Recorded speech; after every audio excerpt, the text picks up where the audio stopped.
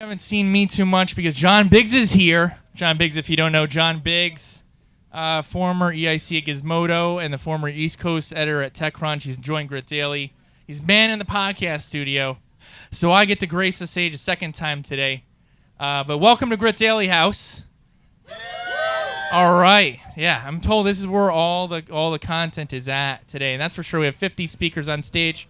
And if I can bring up the wonderful Myra from HubSpot. Big round of applause to Myra and the HubSpot team for their mac and cheese out front. I like that. I'm going to hand this to you to say a few words and thank the audience and Grit Daily. But so you all know, HubSpot's also sponsoring the pitch competition later. So I'm excited. I'm looking forward to that. I don't even think people know. This really came together last minute. I know. It's super exciting. Thank you so much for having us here. And hi, everyone. My name is Myra. I'm from HubSpot for Startups, and we help startups gain access to our CRM, marketing, and software. But in addition to that, we have free mac and cheese for everybody right outside. And tomorrow, we're also hosting a party. So if you guys want a ticket for that, just come and see me at any point. But thank you so much for having us, and we look forward to the pitch competition later. All right. Yeah. Appreciate you. A little side of mac and cheese with your CRM. Ahmed Reza is here. Big round of applause for Ahmed Reza and Yobi app. You'll see him on stage. He'll be on the podcast a little later with none other than Dr. Ed Zuckerberg. Will be in house. Without delay, though, I'm going to bring up Katie Canales from Milk Road. I know her formerly from Morning Brew and Business Insider and writing a lot of content just like we do. Katie, I'm going to invite you up so you can bring up your panelists as well. Big round of applause for Katie Canales. She's joined us a number of times. You can grab this mic. I guess we're doing this European style. This is what it's turned back. It's old habits don't die. Yeah, you're on.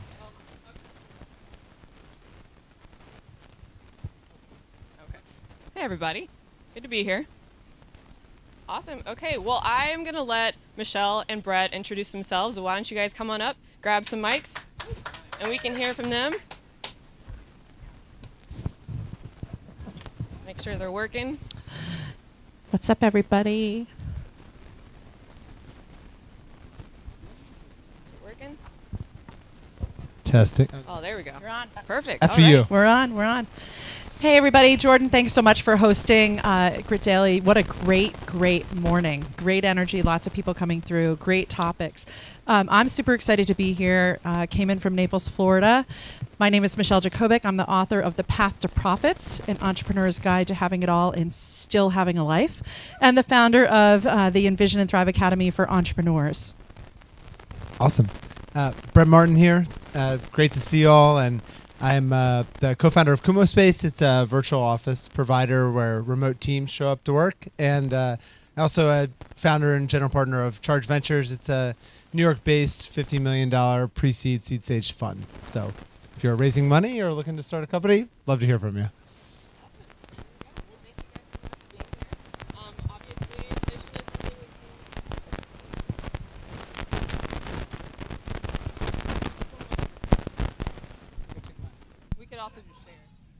We can pass.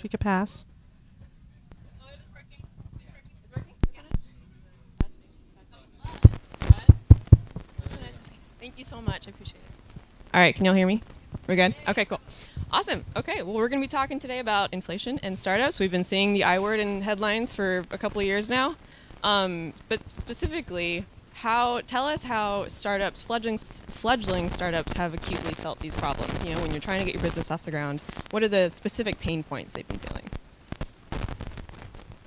I mean, the fundraising environment, as most of us know here, has completely changed, from the prior 7 years to this past year. So, in simple terms, and can I just, who's an entrepreneur here?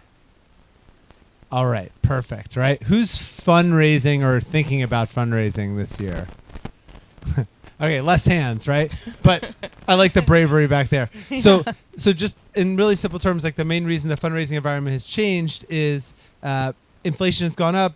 The government has tried to respond to that by increasing interest rates. When you increase interest rates, all of a sudden the future revenues, right? The growth becomes less important because you're discounting that by the interest rate, and so all of a sudden growth is less attractive and profitability today is more attractive. So that's why growth stocks have taken a huge hit over the past year, and why the fundraising environment has been challenging, because all of a sudden people went from funding growth to all of a sudden not caring about growth at all, and all they care about is sort of profitability. And we can get into like how you can sort of taper and tweak your story to take advantage of this new environment, but that's what the big change is and why people have been having challenges. Yeah, so I'll speak to the other side of that, which is for the people that didn't put up their hands about raising money, the entrepreneurs in the room that are literally just, trying to make a go at it, with your taking a skill, maybe you work for somebody else and you're turning that skill into a service, and you're out now as an entrepreneur doing your own thing. How does inflation impact us on all ends? Because the truth is that we were paying $5 a gallon for gas, right, last summer. Way up. Housing, way up. I'm in Naples. My rent went up 30%. My landlord delivered a note and said, here it is. And then I'm building a house there, and the cost of the building materials went up 38%. So you can imagine as an entrepreneur that totally, from the eggs going up 30% and the coffee that I love to drink, all of the things that we're doing, right? We've got to be looking at the personal side of the house, and it's also affecting the business side of the house, obviously, from supply chain to the cost of, labor, all of the things that are happening on both sides. Inflation, as an entrepreneur, is hitting both sides of your pocketbook. And for me, it's really leaning in and getting people to see that you've got to be looking at both sides of the coin, and how it's affecting you on both sides of the balance sheet, so to speak, but the lifestyle as well as the business.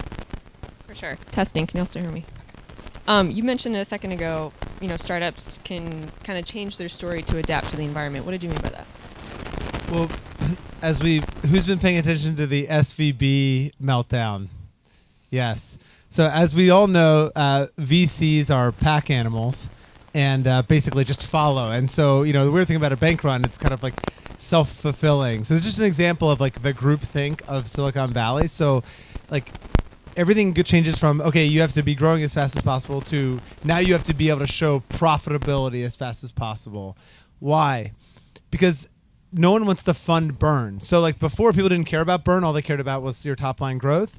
Now, all they care about is, okay, is this company going to be profitable? Why? Because the funding environment's seized up. You can't count on the next investor to put in more cash, right? So people are looking at your business and saying, okay, the money I give you today, that might be the last money you ever get.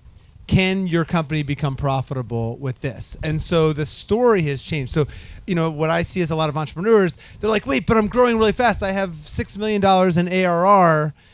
Okay, but wait, you're burning you're burning $6 million a year. Like, oh, I'm scared to fund that. I don't want to put $6 million in that because at the end of the year you might be out of money and there might not be someone else. So they'd actually rather see you grow more slowly, but grow in a profitable way. And so you have to kind of tweak your story to like fit that narrative. You have to talk about, okay, how is this business going to be sold to companies that are trying to cut costs? Why would a company that is reducing headcount, rationalizing costs, want to buy my product? So it might be the same product, but you sell it in a different way. Very nice. Okay. Do you have any thoughts on that you want to add? I really, I think it's also being in the story, right? So you're talking about like really the persona of the story is, as an entrepreneur, what are you showing up as? If you're showing up and you're doing you're starting to change the narrative, which is so important. What's happening on the other side, right? Are you showing up with the facade that's just like everything's great over here and I'm going to change the narrative, but over here life is falling apart, right? And you're blowing up credit card debt and this and that, and you're not paying attention to the numbers. The truth is that 39% of entrepreneurs aren't looking at their financials on a monthly basis. They're looking at the profit and loss, which is history. They're looking at the pro forma. They're being able to answer like, what's the burn rate? Like people just throwing money on a problem. What are you doing? And then how are you managing the other side of the house, which is the personal side as well? And I'm going to keep going there because there's a marriage. And I think maybe I can give like a example of how to like shape that narrative. Please, yeah. So my company, right, we sell virtual offices. So it's like software for remote teams to work together when you're distributed all over the place. During the, end of bull run, 2021, right, we were it was a metaverse. We're the future. We're the metaverse. We have millions of people working in the metaverse, and it's a growth story. It's the future of technology story, right? That's how we were selling it. Be on the cutting edge. Same exact product a year later, right? With the story we're selling is, this is a cost-cutting opportunity. You don't have to pay. You can let go of your physical lease. You can get more productivity out of your teams. Oh, a lot of our customers happen to be, call centers, which is a gigantic, boring, old industry segment. Right now, all of a sudden, it's cool that we sell to call centers and not tech startups. A year ago, we were like, oh, wow, we have all these kind of boring old businesses using us. That's not something we wanted to highlight. You want to highlight that you have really fancy customers, right? This year, I'm like, we have call centers. We got AT&T as a client, right? And VCs are like, yeah, that's great, because those are, businesses that aren't going out of the way. And then, oh, wait, you're selling a product that can reduce costs and increase efficiency. Okay, we want to fund that. Does that make sense? Yeah, totally. That's a great example. That is a good example. Yeah, for sure. Any thoughts on that? No. It's giving you an example or a chance to respond. So you specifically, you help startups, you give them pointers and help them strategize this environment. What are specific tips that you give them? I think it really comes down to getting your financial shit together, right? Like really getting your financial house in order, and neutralizing the numbers. I think that so many people, they leap with their passion. They have you could be great at beauty, you could be great at developing a product, but you may not have any idea about entrepreneurship, right? I can be in a room of 400 people and ask how many of you have a degree in entrepreneurship, and not one hand goes up. Right? So you've got to learn. You've got to figure out who to put on the team, right? You've got to have the right team of advisors. It's so important when you're in the beginning stages of your business to put, the right people around you so that you are learning and not shaming yourself about the fact that you haven't been educated in the personal finance world, in the entrepreneurial business, cash flow, performance, all of those things that you need to learn as an entrepreneur. You need to understand your margins. You need to understand when your supply cost goes up, or you've got, you're laying off part of your workforce and you've got to figure out how to manage customer complaints, right? Because that is a big impact with inflation, rising costs. You've got disgruntled customers because they're upset that your pricing may have gone up. But I think it really comes down to, for me, really helping people understand the importance of knowing your numbers. Like, I can't stress it enough, and learning to neutralize it, right? Not bringing all of the guilt and shame that comes with sometimes not understanding and being educated around it. Like, they're not teaching this stuff in school. So you've got to step in and learn the same way that you're learning tech and crypto and I'm learning about crypto and blockchain this year. Like, it's been on my goals for 2 years, and I'm like, we've got to learn. Like, I didn't, go to school how many years ago and learn about it. I've got to learn about it. It's a choice. I think your guy might be right there. Yes, we've already talked, Marcus and I. Yeah, we've already exchanged information. And I think that's the key. It's always be learning, but making sure that you are in tune with not only your vision, the vision that you have for your life, designing a business that aligns with that, understanding the cash flow, and then really activating the other piece that I work on is visibility, and not doing it from a place of having your head in the sand and just go for it. I'm all about go for it. I've been going for it since I was 19, but I've taken bigger leaps in my life after a lot of financial failures where I had my head in the sand and was literally like keeping up with the Joneses, right? And then eventually you're like, oh, APR swap game over. There's no more credit. And you've got to figure it out. So I just encourage you to, take a look and start to figure out the pieces. And inflation is driving that even quicker, I think, for entrepreneurs. I mean, like, I feel like I've seen a little bit of the market's kind of bounced back over the past month, and I saw a lot of people be like, oh, we're good. We're going to just go back to 2021. And I feel like, man, that is like such wishful thinking. Like, I don't know if anyone saw, like, Meta is doing another round of layoffs. Yep. So like Meta Facebook has done like 3 rounds of layoffs in the past year. So just like really one like baseline piece of advice is like, oh, if you're going to, if you see that you need to save cash. So like, we'll say we need to save cash. What do you do? Okay. First is obviously payroll, biggest thing. And this is going to maybe sound like harsh and easy advice as an entrepreneur to give, but as someone who's laid off at one point 80% of my team, like it's better to do it all at once, right? So like Meta killing their employee morale, like it's already been tough. They've been beaten up for the past 5 years. 3 rounds of layoffs does not help. So like always cut harder than you think you should, right? And do it once, don't do it 3 times. Other things you can do, right? Like how do you get revenue? So if you're running into financial, like, difficult times ahead, right? You can pull forward revenue. So you can ask your customers, hey, offer them a discount for upfront payment. So I've seen a lot of my companies pull in like almost a whole year's worth of cash by going back to existing customers and saying, hey, we'll give you a discount if you give us cash today, right? Other things you can do, to go back to all your vendors and renegotiate your contracts, right? So like it's so much easier to do that when like everyone's doing it, right? So same thing with layoffs, unfortunately. It's like, hey, if everyone's announcing RIFs, reduction in force, it's the best time for you to do it because you have the cover, you have the macroeconomic cover, and the remaining team will understand why, right? Renegotiate supplier contracts, like, hey, we're gonna get rid of your software, but if you don't want us to get rid of your software, then give us leniency in terms. Give us another 6 months to pay this. Give us a discount on this, right? So these are all things you can do. And one of the nice benefits of renegotiating your contract, so let's say they might want to lock you into like a fixed contract, right? So they're like, okay, we'll give you a discount, but we want you to like sign up for another year. Well, here's the nice benefit of an inflationary environment is because if you lock in a nominal cost, right? Let's say it costs you $1,000 a year for the software, but then you have 10% inflation over the course of the year, which we're not happy about. Well, guess what? The actual inflation adjusted cost of your contract is down next year. So, there are some ways you can take advantage of an inflationary environment to put your business in a better footing.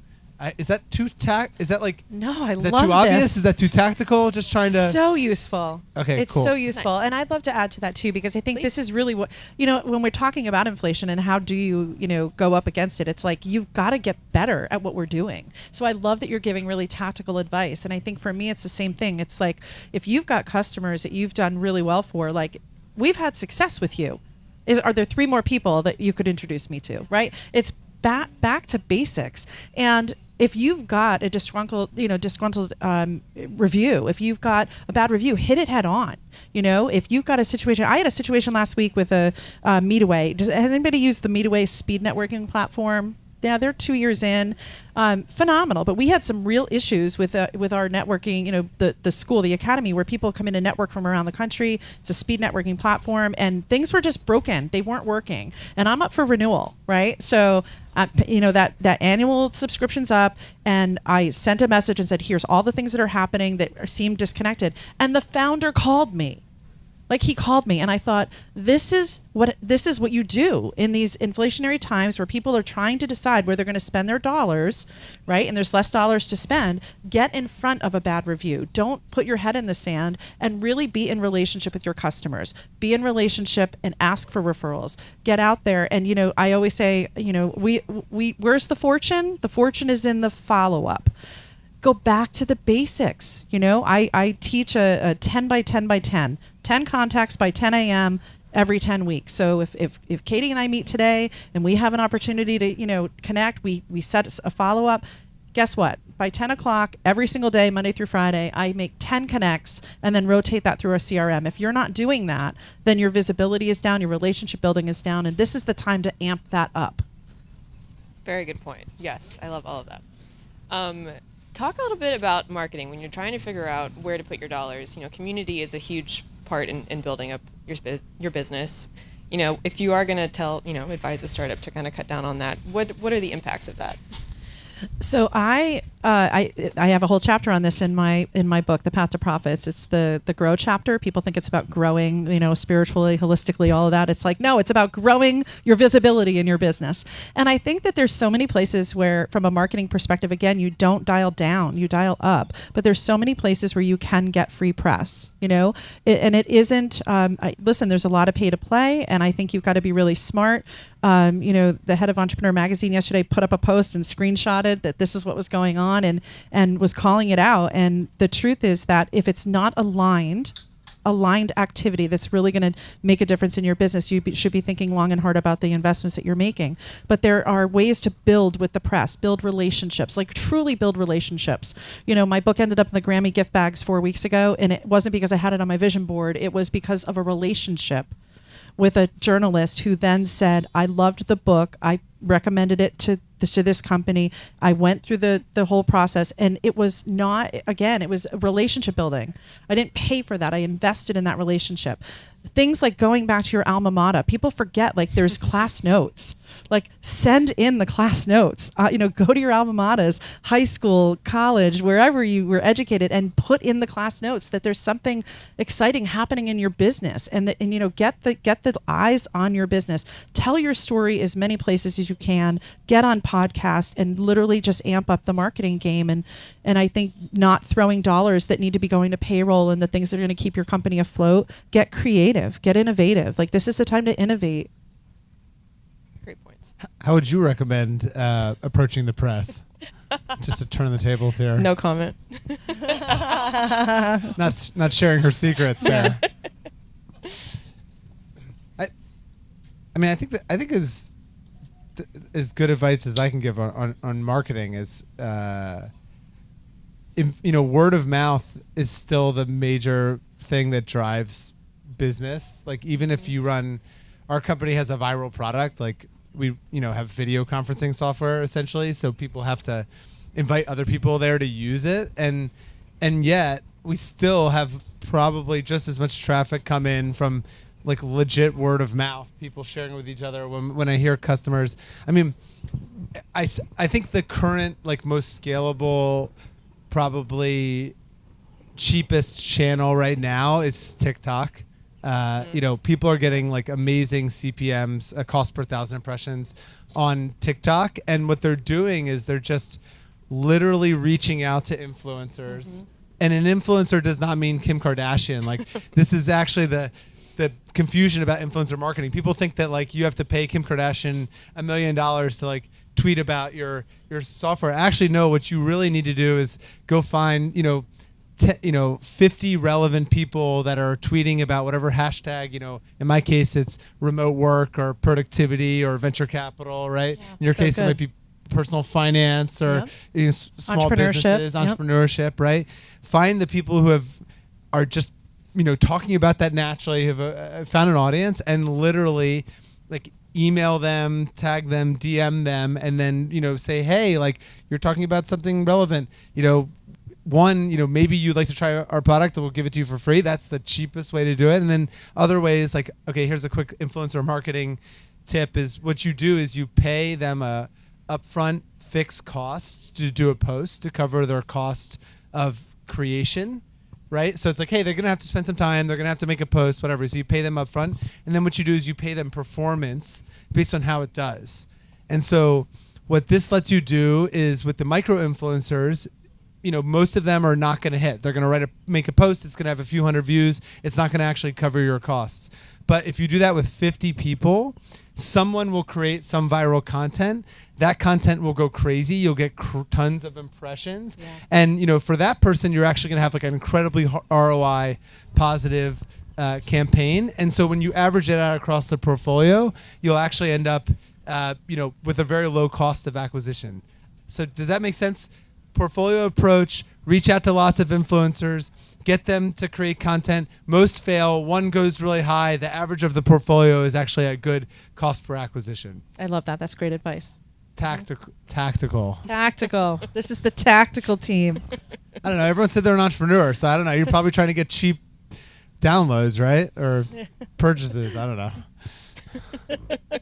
Anything to add? Or? Okay. I'm in the weeds here, so just good weeds. I mean, should we talk about banking? Like, where's Please. Are people in SVB right now? Oh man.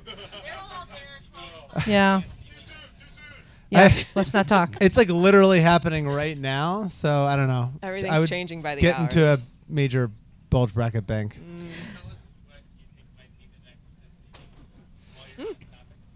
I mean, look, a lot of people are talking about, okay, or some of the other sort of, smaller private banks like Signature or First Republic, like, I it's funny. I really like SVB. I really like FRB. I think the positive side is that FRB doesn't have quite the same exposure to tech. But it's a bank run. No one's acting rationally. Everyone is piling into bulge bracket banks. So I think like the key advice is to diversify and to make sure that your money all isn't in one place. Even if it doesn't get even if it's recoverable, I think one of the issues is that startups are, they're dealing with trying to pay payroll. And so they can't access their money in certain accounts. And then you have this compounded effect that some of the payroll providers, so like Rippling is like ADP, right? These folks that pay your payroll, they bank at some of these affected banks. So all of a sudden their accounts are gummed up. So I think the short answer is diversify, make sure you have your cash in several different places, and try to have at least 3 to 6 months to pay payroll in case it takes 6 months to get your cash out of a bank that gets run on.